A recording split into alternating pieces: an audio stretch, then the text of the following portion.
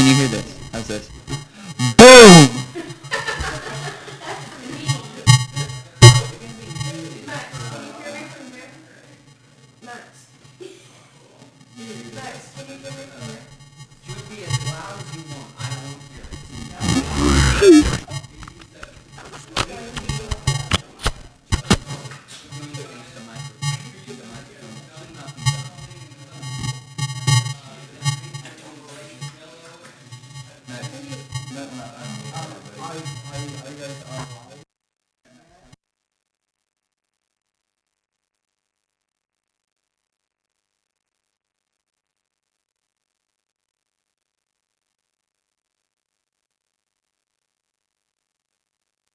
How's that? Hey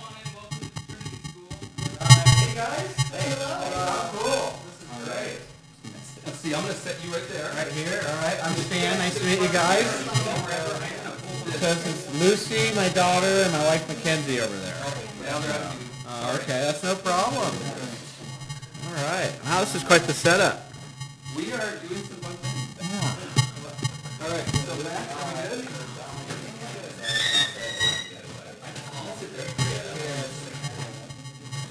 In Max's camera? Okay. So you can sit, you can be over there, you'll be fine. All right. All right. Max, are we all good? Yes. All right, so you're going to use the camera that's over your shoulder, Max, to zoom in on us once we've gotten started. So we have had, this is Malachi and Jude. Hello. This is Lily and Charlie. Charlie, nice to meet you guys. We got Max is the man in the chair. All right. Wait, is it already started? Yeah, it's already going, I think. Wow, it is. All right, so zoom in and I'll start our introduction. All right, so this is Run and Find Out. This is our afternoon discussion at the Trinity School. And we have a special guest today, along with our normal students. We have Malachi here who wanted to come. Actually, he's not the special guest, though. He's been here before. We actually have Stan Pullium here. So Stan is mayor of Sandy and is a front runner, leading candidate, perhaps? I'll take front runner. Okay. Absolutely. Why not? The Republican governor race for Oregon. So appreciate you being here. Thank you for having me. I'm super excited to be with you guys. So these guys have been preparing questions that they've probably now all forgotten. Yeah. But one of the big things we wanted to pick your brain about, because we love having discussions, and I personally love drawing diagrams. It's sort of my obsession, people who know me well. Yeah. So this is one of our diagrams up here on the chalkboard. Max, I don't know if you can make that very visible, but trying to really break down what's shifted in American politics, where perhaps in the past it was liberal versus conservative, right?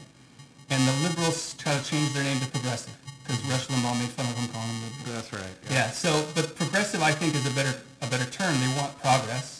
They want change. They want a utopian dream of the future.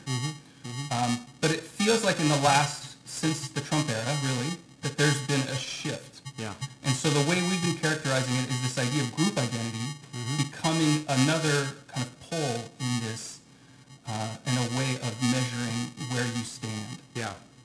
And so at their extremes, we've got the progressive authoritarians, classically are communists. Yep.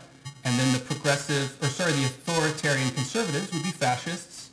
And fascists are people who want a traditional view. They look to the past, and they want an authoritarian enforcement of that, whatever past is that they look up to. And then down on the bottom there, you've got the hippies and the rednecks. Right? The progressive individualistic. There you go. And the conservative individualistic. So, yeah. That's great. What are your thoughts? Where do you feel like you land? Where do you feel like Oregon is and maybe where it's headed? Yeah, how interesting. You know, honestly, I think that Oregon lands for a long time we identified very well within this area here. Where the progressive, we led the way. You know, you think about some of the things that we really were successful in doing early on, from public beaches. You know, the fact that Oregon is one of the only states in the country where public beaches are protected, for all the people that live here. The bottle bill, our recycling program, vote by mail, things like that are all things in which Oregon kind of, was the first to take a stab at it. So that's very progressive. But at the same time, we've always had this very heavy kind of libertarian streak in us. You've a lot of individuality. You'd see that early on with, even though we had a lot of Democrats and people from the left who were elected into office here in Oregon, you would see a lot of these tax increase proposals that would go onto the ballot and that people would vote on.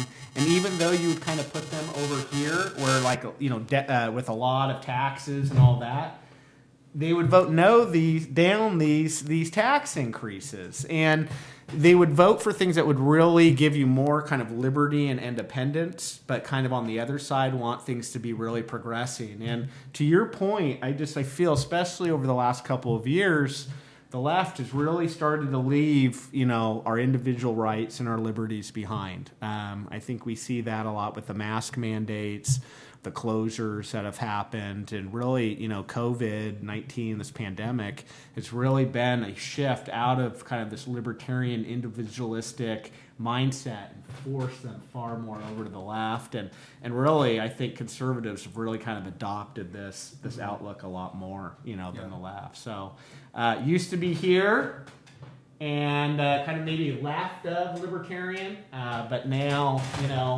we're pretty far over here. But with kind of what I described earlier, I think we have a real opportunity in this state from folks who, identified a lot to the left, but really valued their individualism and their liberty coming to the right. That's really the opportunity, I think, in this election that we have is really identifying with those folks that really like individualism and liberty and all those things. So, yeah. You guys have any thoughts or questions you want to add? So the people I talk to, their concern is like around COVID, for example, but also with public schools, which is, we're all here because we've left the public schools, right? Yeah, right. And we're trying to start something that's innovative and new, but with a mind toward a traditional frame of looking at the world.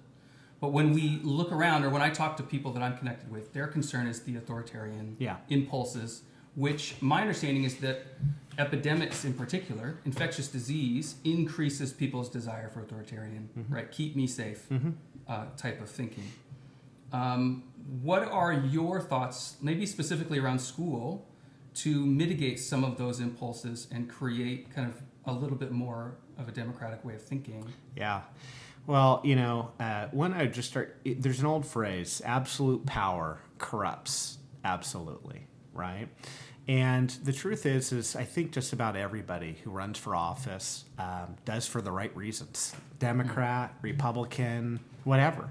You run because you want to change maybe your community or your state or your country for the positive. And of course, we all have different visions, right, of what positive change is.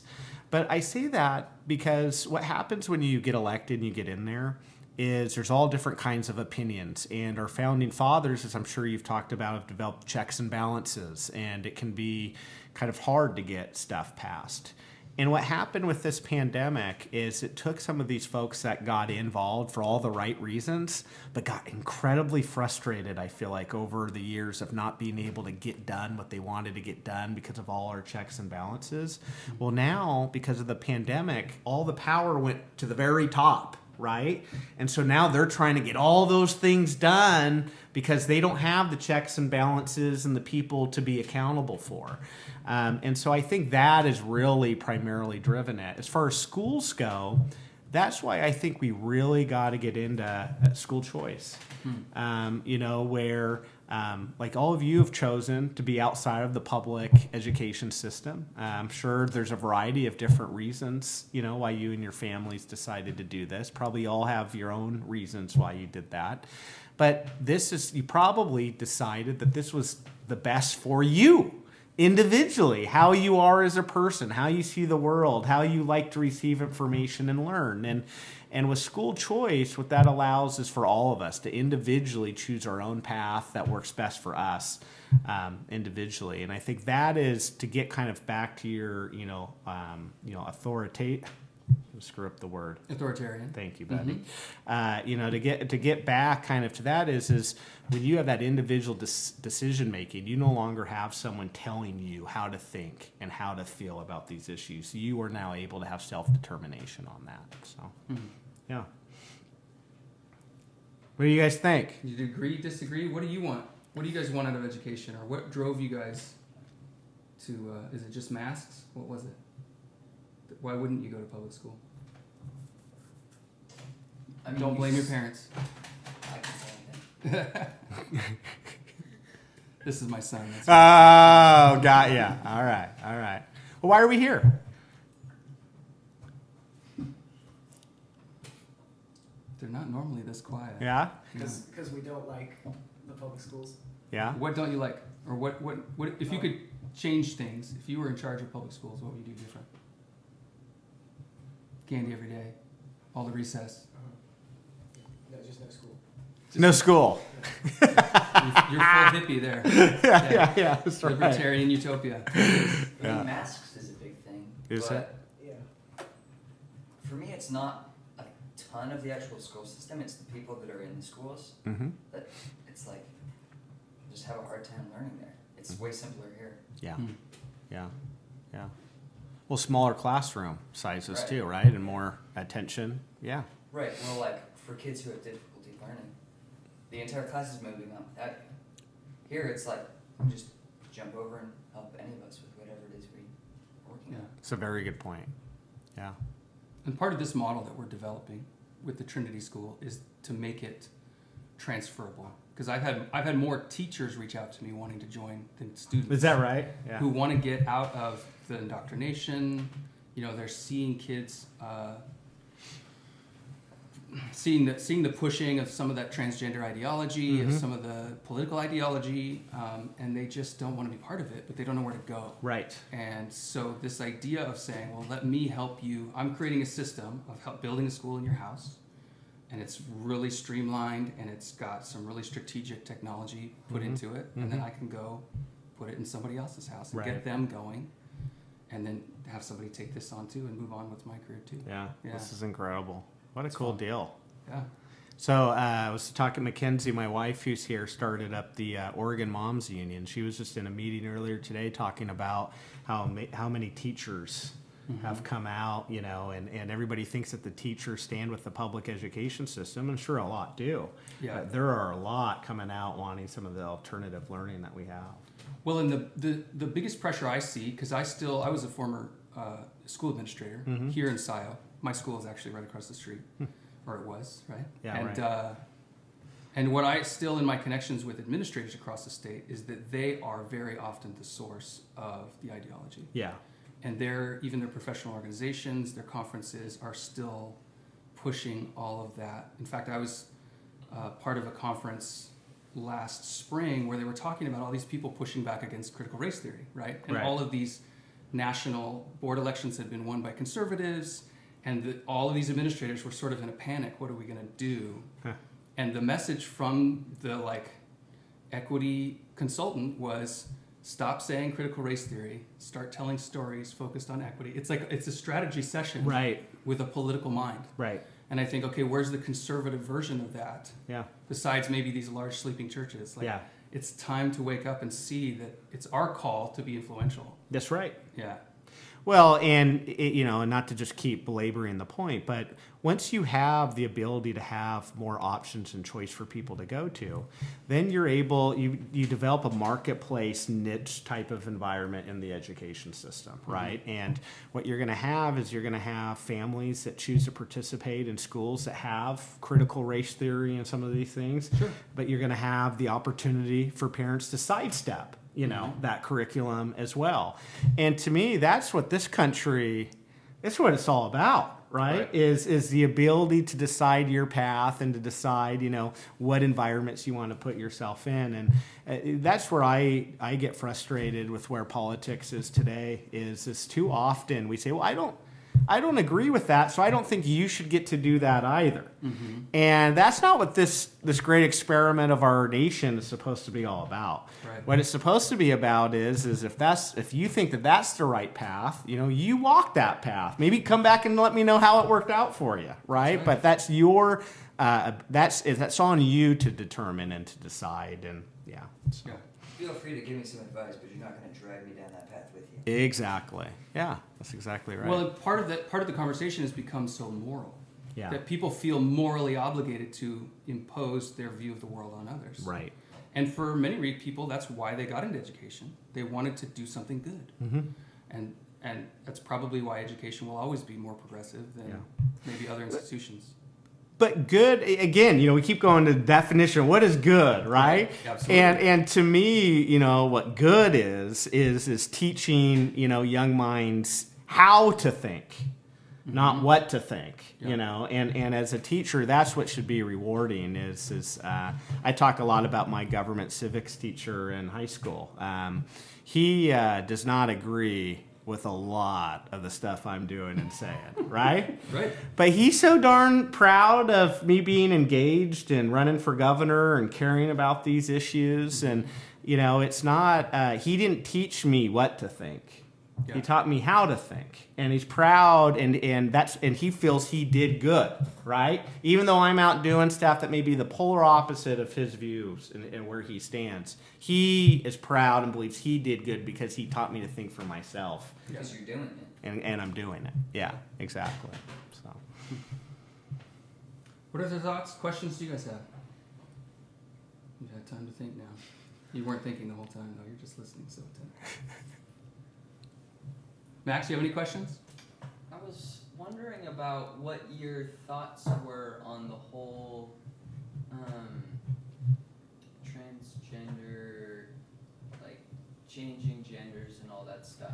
Yep. In schools, like Yeah, just everywhere. how it's being taught. Schools, Yeah. schools. So if you couldn't hear on the live stream, because Max is in the chair, but he doesn't have a mic over there, his question was what Mayor Stan thinks about the whole transgender in schools, in public.